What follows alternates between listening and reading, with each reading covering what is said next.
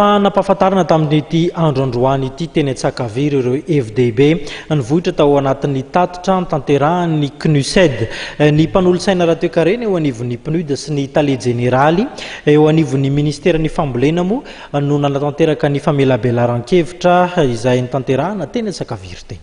Raha fitinina io raporo navoaka ny CNUSED moa zany izay ao anatin'ny système des Nations Unies ihany koa dia hoe nanome izy zany navy ahoana ny fomba fahitany ny zava-misy eto Madagasikara amin'ny resaka hoe ohatry ny ahoana zany ny endriky izany pays moins avancé izany tsy ny eto Madagasikara ihany fa ny hafa koa ary ihany koa naneo ihany koa izy zany tosika hoe tourmarque na recommandation ho an'ireo pays moins avancé ireo mba ahafahany ireo tany ireo miroso amin'ny atao hoe transformation de l'économie rurale zay moa zany no ataony hevitra ao anatin'ny iny rapport.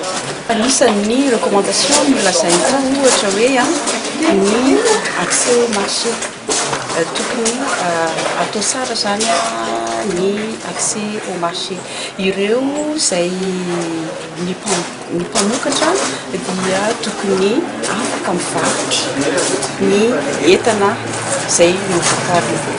Ankoatran'izay dia tokony ampitomboina kokoa izy ny mikasika ny fikarohana. Ny fikarohana izay mifandraika amin'ny développement zany na recherche et développement.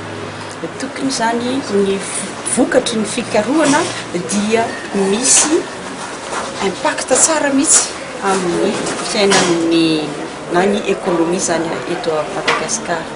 Ankoatran'izay koa resahany tokoa ny mazava-dehibe ny fidirana amin'ny fanampariava ny fanana ny décentralisation tena izy.